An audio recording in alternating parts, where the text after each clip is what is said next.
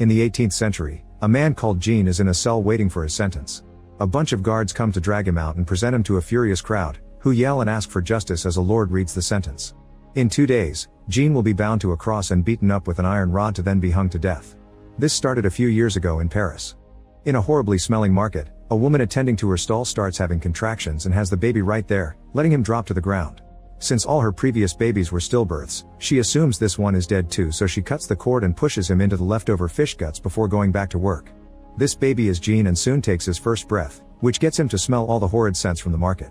When Jean cries for the first time, all the people in the market hear him and accuse the mother of trying to kill him. The mother tries to run away, but the crowd catches her and she's executed. Afterward, Jean is sent to Madame Guillard's orphanage, where there already are so many kids that they sleep in piles.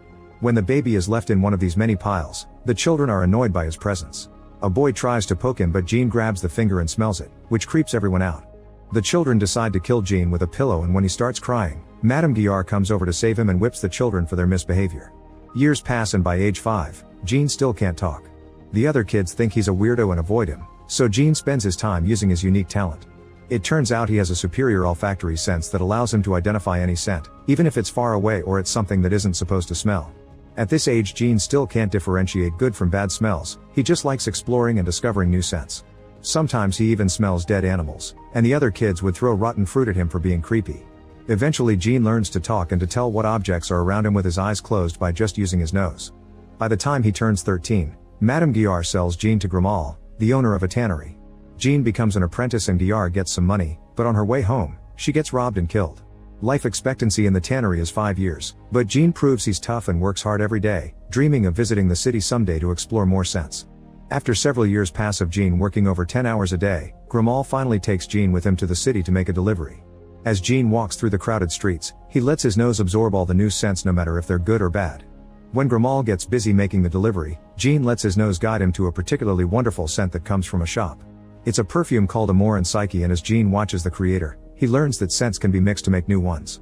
Suddenly, Jean catches the sweetest scent he's ever smelled and instantly becomes fascinated with it. He runs after it and discovers it comes from a red-haired woman selling plums. He begins following her around town, and when he gets close enough, he sniffs her shoulder. The woman is startled and tries to communicate with him, but Jean doesn't answer. She tries offering him some plums, and Jean responds by burying his nose in her hand, causing her to get scared and run away. Refusing to give up, Jean tracks her scent, and after dodging the people throwing fireworks, she finds the woman sitting at a table. He sneaks behind her to smell her for a while until she turns around and sees him.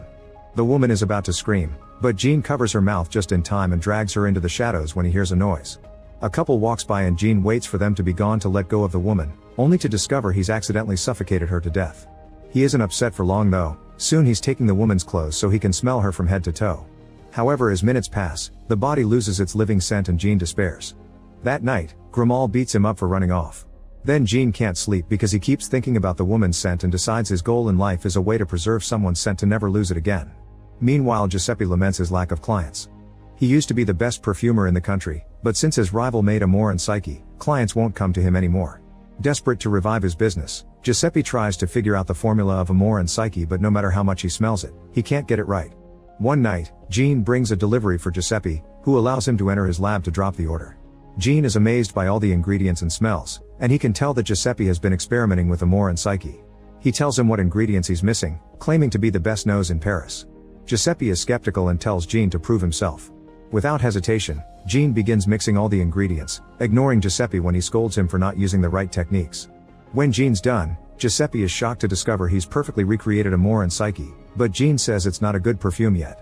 He quickly starts mixing again, but Giuseppe is angry that someone inexperienced has bested him, so he kicks Jean out. Afterward, Giuseppe smells the second perfume Jean made, and the wonderful smell makes him feel in heaven. The next day, Giuseppe buys Jean from Grenouille, who happily accepts the money and gets drunk with it. When he leaves the tavern, he tries to dodge an incoming carriage and falls, hitting his head and falling into the river where he dies. Meanwhile, Jean starts working as Giuseppe's apprentice, learning all about the trade and creating a variety of wonderful perfumes that pushes Giuseppe's shop back into being the best in town. Giuseppe teaches Jean that perfume is made of 12 notes and that a legend speaks of the perfect 13th essence that could be added to dominate the others, but it's never been found. These words make Jean think about the woman he killed, and that night he dreams of her. Remembering his life goal, Jean asks Giuseppe to teach him how to preserve any scent. The next day, Giuseppe teaches Jean how to extract the essence of 10,000 roses by boiling them at the right temperature until the oil condenses and drops into a tiny flask. It takes a lot of waiting, but eventually the machine releases the rose oil, and Jean is so impressed that he starts experimenting on his own. He grabs random things from the street like chains and a horseshoe, and puts them inside the device, hoping to get their scents. In the morning, Giuseppe wakes up when he hears loud noises coming from his lab. He rushes there to discover Jean having a breakdown, and the boy accuses him of lying because his system can't extract the smell of anything, just a few things. Giuseppe can't believe that Jean has been trying to get the scent of metals, which aren't supposed to smell. When Giuseppe checks inside the machine, he's horrified to discover Jean has put his cat in it, trying to get its scent as well. Giuseppe yells at Jean, telling him he can't distill the scent of a living being, and suddenly Jean passes out. After such a revelation, Jean quickly falls ill. Giuseppe is devastated and pays for good doctors to take care of Jean, but they can't even tell what he has. On his deathbed, Jean asks if there's any other method to extract a scent, so Giuseppe tells him about enfleurage, a technique only used in the city of Grasse. This information immediately helps Jean, and in just a few days, he's healthy again. Now Jean wants to travel to Grasse, but he'll need the proper paperwork, so Giuseppe grants it to him in exchange for 100 new perfume formulas. After Jean leaves, Giuseppe goes to bed feeling very happy, but suddenly his house crumbles and kills him. On his way to Grasse, Jean finally gets to explore the countryside, and his mood greatly improves thanks to the pure air. Instead of taking the short roads through various towns, Jean decides to walk through the mountains to keep breathing clearly. He ends up climbing to the top of a mountain and hiding inside a cave, where for the first time he can only smell one thing: the scent of dead stone. The lack of thousands of smells overwhelming him makes him relax so much that he ends up staying there for several years, and he would have stayed longer if it wasn't for the dreams of the plum woman. When Jean finally comes out again, he washes his body in the rain and realizes that he doesn't have a scent like everybody else, making him feel like a nobody. That moment he swears he would prove to the world that he's exceptional. Afterward, Jean finally keeps traveling, and when he's about to reach Grasse, he catches an amazing scent, even better than the plum woman's. A carriage suddenly passes by and he discovers the scent belongs to the beautiful Laura. Excited, Jean runs all the way to Grasse and follows his nose until he makes it to a fancy mansion, so he sneaks inside the garden and watches Laura from afar. He gets as close as he can to smell her scent, but his time is cut short when her father Richie sends her back inside. The next day, Jean starts working in a perfume shop where he learns the art of enfleurage under the supervision of Drouot. The process consists of pressing flowers into animal fat and boiling them in a large container to extract their essence. One night, a couple is fooling around in the barn, but the boy leaves when the girl teases him too much and she ends up stuck. Soon Jean shows up pretending to help her, but he actually kills her. Moments later, the girl ends up covered in fat and inside the container as Jean hopes to get her scent. In the morning, a woman comes by with a flower delivery, so Jean has to cover the container before the body is discovered. Drouot almost catches him too, but Jean pretends he covered the container to protect the flowers from the sun. In the end, this process doesn't extract the girl's scent, so Jean has to think of something else. In the evening, he hires a street worker, who brings her dog along. However, instead of doing the dirty, he begins covering her in animal fat. When he takes out a blade to scrape off the fat, the woman freaks out and cancels their transaction. Jean won't give up, so he quickly kills her and carries on his new technique. After cutting off her hair, he wraps her entire body in animal fat and a piece of cloth. A few hours later, Jean scrapes off the fat and puts it through a whole complicated process that finally extracts the scent of a human being. The next morning, while the locals find the abandoned body, Jean tests the scent by putting just a drop on his hand. The woman's dog immediately runs to him, thinking it has smelled its owner. Pleased with himself, Jean puts this scent in the first bottle out of 13, planning to find all the right notes for the perfect perfume. Sometime later, Jean sneaks into Laura's birthday party to spy on her. She and her friends decide to play hide and seek in the garden maze, and when Laura is alone, she can see Jean's shadow nearby. When he tries to catch her, she thinks it's part of the game and runs away, only to be caught by a friend instead. Jealous, Jean throws a rock to destroy the lamp above them, which sends Laura running again. Soon Richie's ends the game, but the party's mood changes when they discover two girls are missing. Meanwhile, Jean is putting those two girls through the fat and wrap process to extract their scents, which he adds to his collection.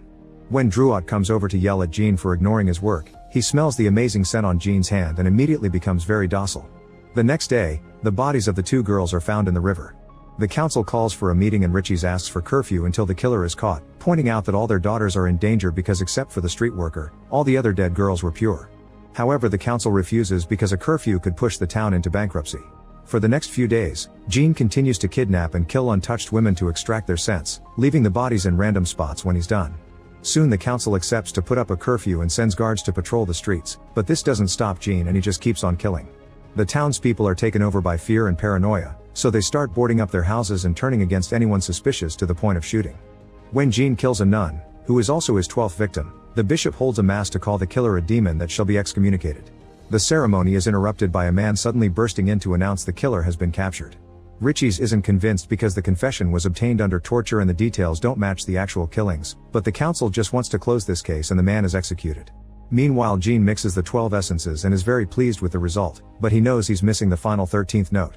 He wants that final touch to be Laura, who is currently celebrating with the rest of the locals until Richie shows up to take her home. That night, Jean sneaks inside the mansion and approaches Laura while she sleeps. Suddenly Richie's wakes up and rushes to Laura's bedroom, but she's fine and alone. However, Richie's notices the window is open.